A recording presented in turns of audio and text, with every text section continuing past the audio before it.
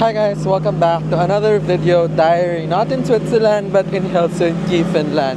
So yes, narinig nyo, so from Oslo, Norway kahapon. Kahapon is Wednesday and now today is Thursday. Nag-fly ako from Oslo to Helsinki via Finnair. Probably around 2 hours yon na flight. But anyway, nandito na nga ako ngayon sa Helsinki and kahapon. Late na din kasi ako dumating. So, nagpahinga lang talaga ako tsaka kumain ng dinner sa isang Turkish kebab store. But anyway, we will explore the Helsinki city today.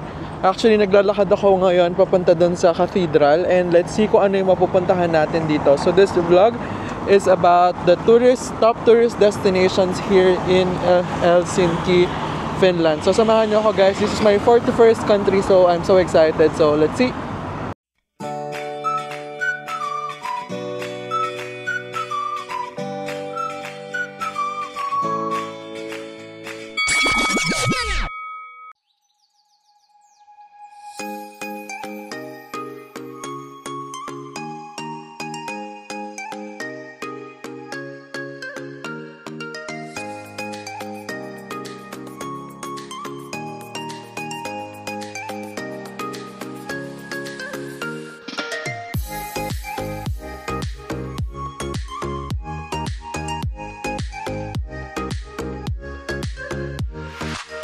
Hi guys, so first in our list is this Orthodox Church Cathedral located in the center of Helsinki. So based sa Google, noong 2021, only 1.1% of the total population are Orthodox, no? So kung makikita niyo sa labas, sobrang ganda niya. Iba yung kulay niya and then sabi dun sa Google is that sa loob ay sobrang ganda, lavish interior design pa daw siya. So yeah, so this is the Orthodox Cathedral. Hi guys, so second na pwede nyo puntahan dito is yung Alas Sea Pools and meron silang fresh water as well as Sina Pools and then may sauna din sila. Actually, this is a good location, especially siguro kapag summer or even winter, baka may heated pool sila. But anyway, ito siya, nasa center siya mismo. Ayan, may mga bangka dyan. And may pool dito, meron din sauna sa loob as well as restaurant. So, pwede nyo puntahan dito. Baka magdala na kayo ng swimming trunks or ng mga swimsuit nyo. So, yun.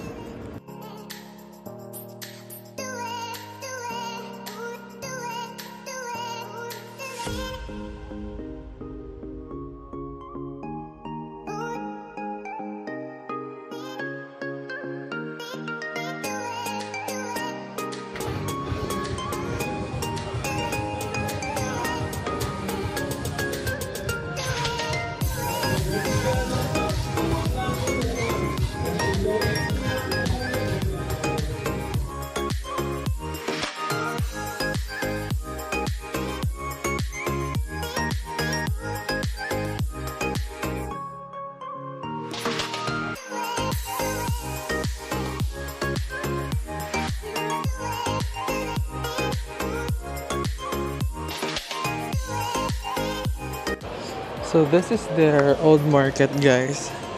Actually wala pang masyadong bukas pero ang mabibili dito normally yung mga fish nila since nga nasa tabing dagat lang sila.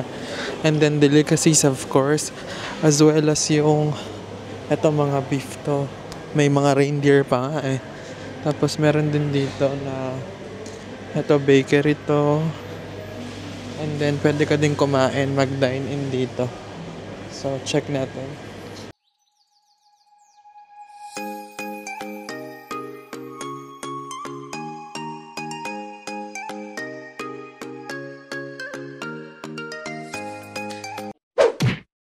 Guys, nandito naman tayo dito sa kanilang Esplanade. So, ito siya. Ito yung parang Burnham Park dito sa Helsinki. So, na-establish daw tong park na to noong 1812 pa. So, basically around mga 200 plus years na to, no? And then, minsan daw, meron dito yung mga live music, ganyan. So, anyway, pero hindi maayos yung daanan. So, Pero anyway, maganda dito siguro kapag kumakain ka ng ice cream. pag may kinakain ka. Anyway, parang may market doon. So, puntahan din natin yan. Malapit lang to doon sa parang bay nila dito. So, yun.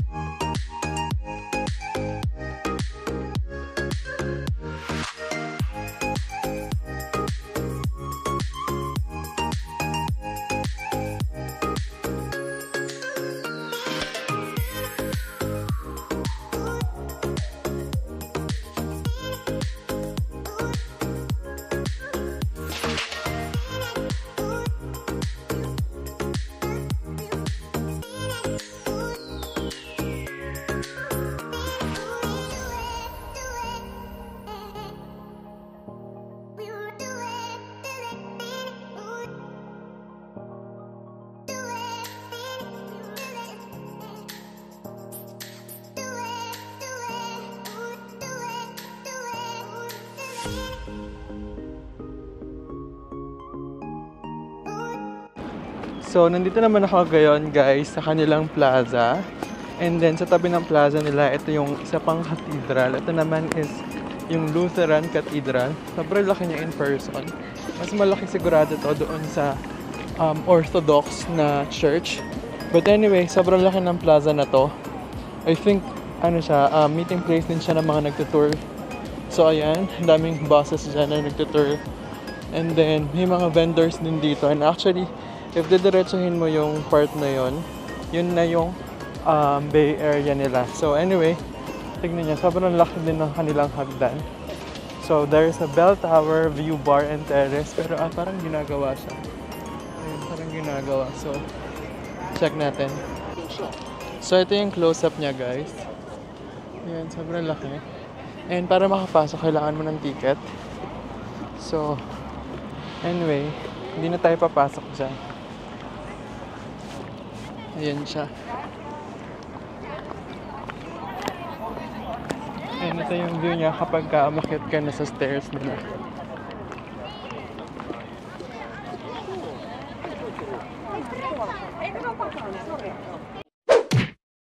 So hi guys, ito nga pala kakain sa May Leaf. Buffet restaurant siya na 14 euros lang. And tingnan nyo naman, unlimited kasi dito. So, ito pa lang yung unang batch ko. Kasi nag-crave na ako ng Asian food and matagal na akong hindi nakakakain yan since sa trip na to. Although nag-Thai restaurant na kahapon pala. But anyway, kain muna ako guys. So, bon appetit!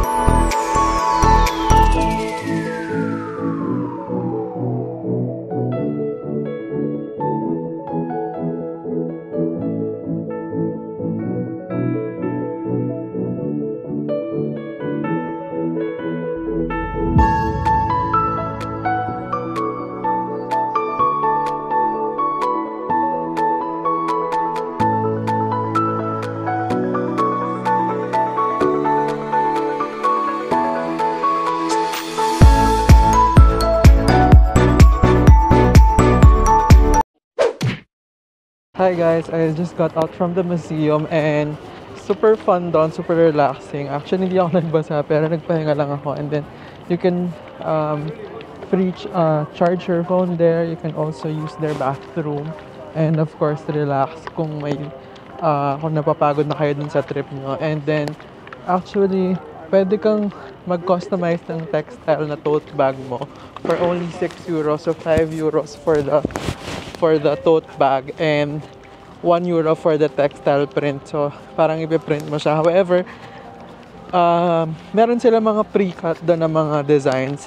Pero if talagang gusto mong gumawa ng sarili mo, then you need to reserve to the vinyl cutter daw. So, nagtanong kasi ako, yung kanilang mga designs is, yung pre-cut nila is turtle, may panda, ganon. Kasi if ever, parang hindi na siya customized for me. But anyway, if you have the luxury of time and may tiyaga kayong mag-cut-cut doon, pwede naman. So, ayan yung library sa labas. Sobrang ganda dito. So, I think one of the must visits na dito sa Helsinki is itong library talaga na to. Hi guys, so ito nga pala yung sasakyan ko na ferry papunta dun sa Sommelingen. Actually, kapag ka may ticket ka na A and B, valid sa zone A and B, pwede ka na dito. So, grab na natin to.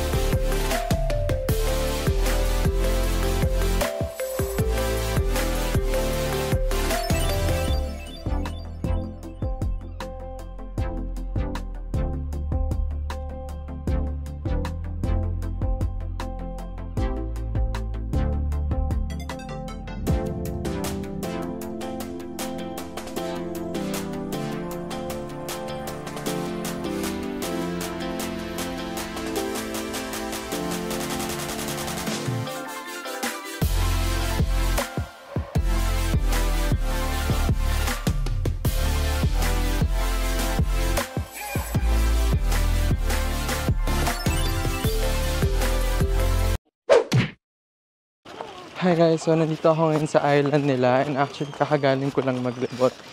Anyway, kapag pupunta kayo dito, make sure nyo lang na you have a good shoes kasi tingnan nyo, parang cobalt stone sila. Ayan.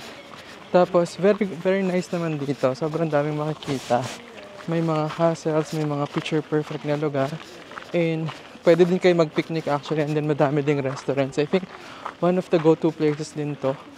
Sabi ko nga, libre lang naman yung pamasahe papunta dito. So, hindi naman siya hassle. And ang dami din naglalakad. So, ayan. Very nice. Pagod lang ako.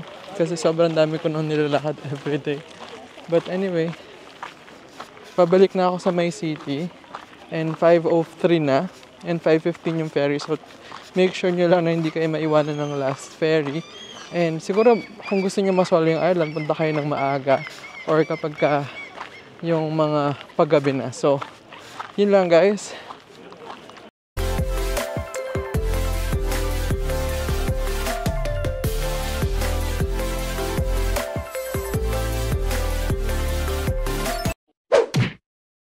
Hi guys, so that's it for our first and second day here in Helsinki, Finland. I think medyo mahaba na yung video, so I'll cut it here. Actually, it's my third day and that's another video. Anyway, masasabi ko lang dito, I like Helsinki, Finland.